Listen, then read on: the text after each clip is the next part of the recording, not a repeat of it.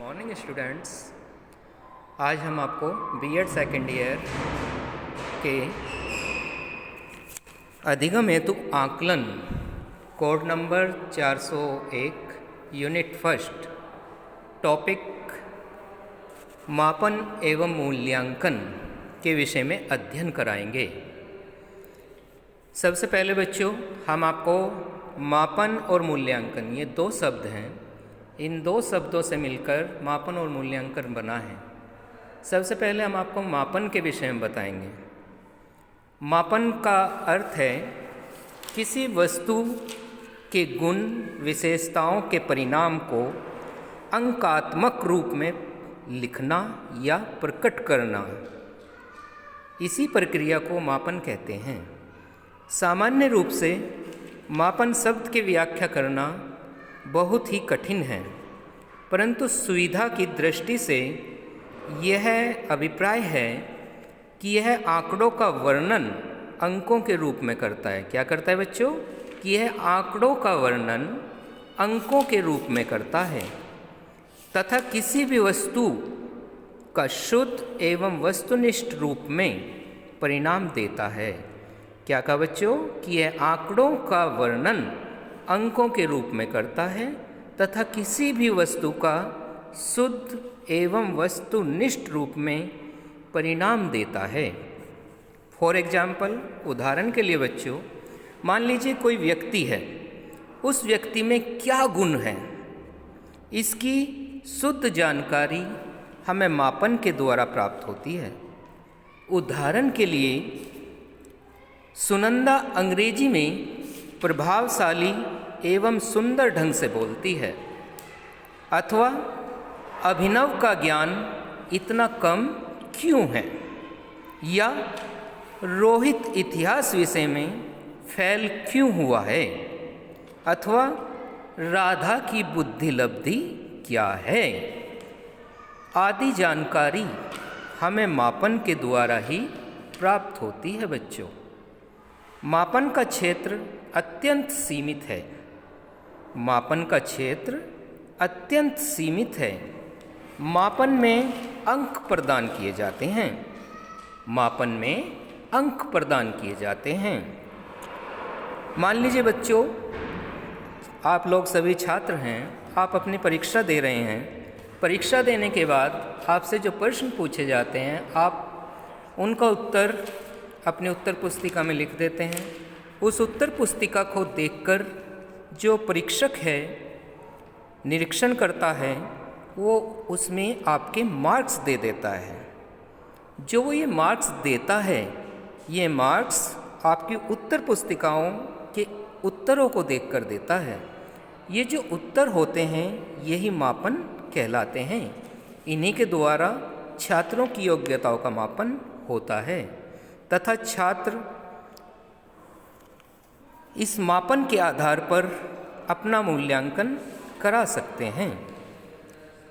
मापन के आधार पर यह निश्चित धारणा नहीं बनाई जा सकती कि बच्चा इस विषय में या सभी विषयों में एक जैसी योग्यता रखता है।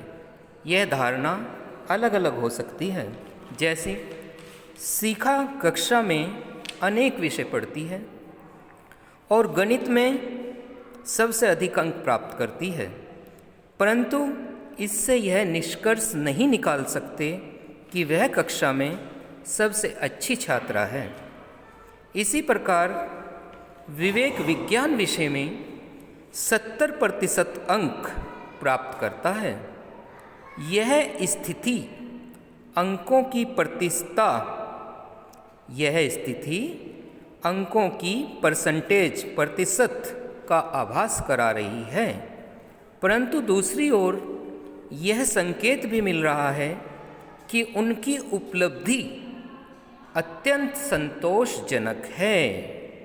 एक तरफ तो बच्चों उनकी यह स्थिति आपको प्रतिशत का आभास करा रही है, परंतु दूसरी ओर यह भी संकेत मिल रहा है कि उसकी उपलब्धि अत्यंत संतोषजनक है, जो मापन के अतिरिक्त मूल्यांकन की भी श्रेणी में आती है। अतः कहीं न कहीं मापन और मूल्यांकन में अंतर करना कठिन हो जाता है।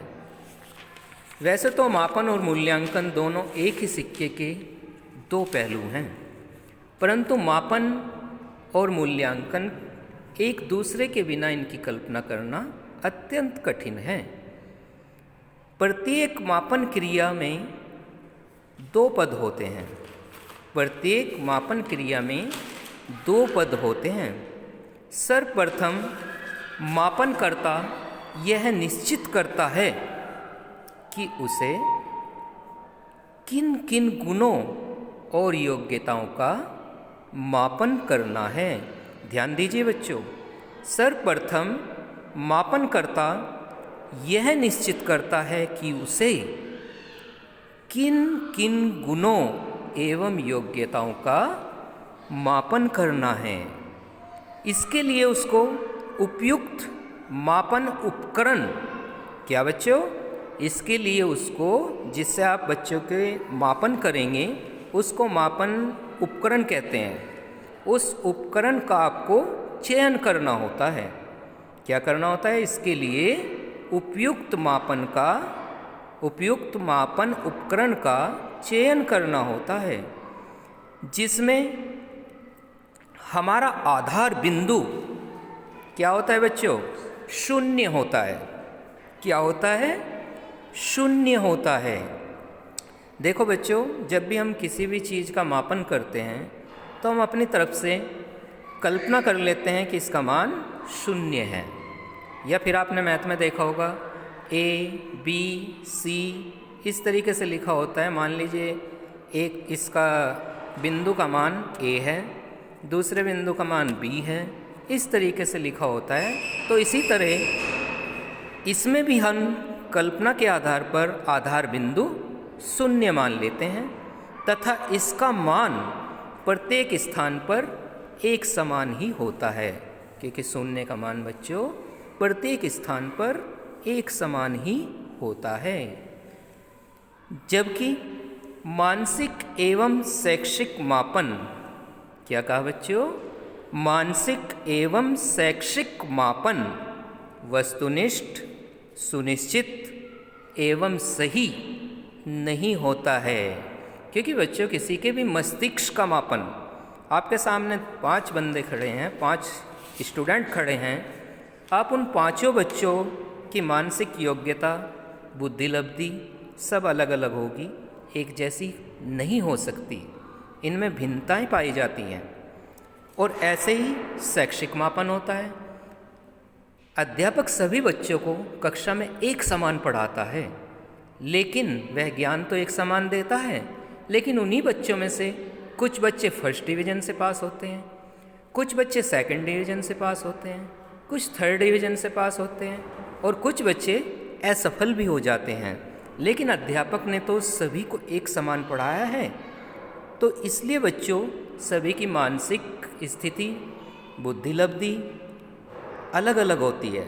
जो शैक्षिक मापन है वो कभी भी सभी बच्चों का एक समान नहीं होता। किसी के 100 में से 70 नंबर आते हैं, किसी के 100 में से 60 नंबर आते हैं, किसी के 100 में से 35 भी आते हैं और किसी के 100 में से 10 भी आते हैं। इसलिए शैक्षिक मापन की श्रेणी में आता है। वस्तुनिष्ठ मतलब पॉइंट टू पॉइंट, सीधे। वस्तुनिष्ठ प्रश्न वो होते हैं जिनका उत्तर हाँ या ना में या केवल एक लाइन में देना अनिवार्य होता है। तो ऐसे प्रश्नों का उत्तर सटीक होता है, लेकिन इससे आप केवल मापन कर सकते हैं। मूल्यांकन करने के लिए तो बच्चों वस्तुनिष्ठ प्रश्न के स्थान पर आपको विस्तृत प्रश्न की आवश्यकता होगी। खैर, ये आगे आएंगी बातें, आपको बताई जाएंगी। तो हमने आपको बताया कि आपको इसके लिए उपयुक्त मापन उपकरण का चयन करना होगा और चयन करने के उपरांत आपको उसका मान 0 रखना होगा। जब इसका मान प्रत्येक स्थान और समय पर समान ही रहेगा, जबकि मानसिक एवं शैक्षिक मापन वस्तुनिष्ठ, सुनिश्चित एवं सही नहीं होता है। इसके मानक पूर्व निर्धारित होते हैं। जैसे एग्जाम्पल के लिए लीजिए आप कि आपको किसी एक कमरे की लंबाई और चौड़ाई का मापन करना है, तो मापन के लिए आप केवल मापने की विधि, जो एक फीता होता है, इंची टेप जिसे आप कहते हैं, उससे आसानी से माप सकते हैं। लेकिन यदि उसका मूल्यांकन करने के लिए आपको कहा जाए, तो मूल्यांकन करने के लिए उस कमरे में कितनी ईंट हैं, कितनी खिड़की हैं, कितने दरवाजे हैं, कितनी चेयर हैं, कितने ब्लैक बोर्ड हैं, या फिर ईटीसी आदि कितनी वस्तुएं उसके अंदर हैं, उन सब को देखकर तभी मूल्यांकन होता है। लेकिन अभी हम आपको मापन के विषय में बता रहे हैं, तो मापन के लिए आपको किसी भी कमरे की लंबाई नापनी है तो उसके लिए एक फीते के द्वारा आसानी से नापी जा सकती है। लेकिन किसी भी कक्षा का निष्पादन उतनी आसानी से नहीं किया जा सकता। एक कमरे का निष्पादन तो आप आसानी से कर सकते हैं, लेकिन किसी कमरे एक इसका आप आसानी से कर सकते हैं, लेकिन किसी भी कक्षा का मूल्यांकन आप आसानी से नहीं कर सकते, क्योंकि कक्षा के अंदर बहुत सारी वस्तुएं होती हैं। इसलिए केवल उसका मापन तो किया जा सकता है, मूल्यांकन परीक्षा के आधार पर ही किया जाएगा। बच्चों, आधुनिक समय में प्रत्येक वैज्ञानिक मापन क्रिया में अधिक से अधिक शुद्धता लाने का प्रयास करता है। आधुनिक समय में प्रत्येक वैज्ञानिक, मतलब जिसने भी मापन करने के लिए निर्धारण मापनी तैयार की है आपके लिए, वो वैज्ञानिक मापन क्रिया में अधिक से अधिक शुद्धता लाने का प्रयास करता है, चाहे उसका संबंध किसी भी क्षेत्र से हो। समझे बच्चों? चाहे उसका संबंध किसी भी क्षेत्र से हो। इसी प्रकार से बच्चों हम अपने इसी टॉपिक के अंतर्गत आपको मापन की कुछ परिभाषाएं बताएंगे, जिससे आपको ये टॉपिक कुछ और क्लियर हो जाएगा, स्पष्ट हो जाएगा। इसमें सबसे पहले हम लेते हैं थॉर्नडाइक के अनुसार। थॉर्नडाइक के अनुसार जो कुछ भी अस्तित्व में है, क्या बच्चों? थॉर्नडाइक ने क्या कहा है? जो कुछ भी अस्तित्व में है उसका अस्तित्व उसके परिणाम में होता है। समझे बच्चों? एक बार फिर ध्यान दीजिए।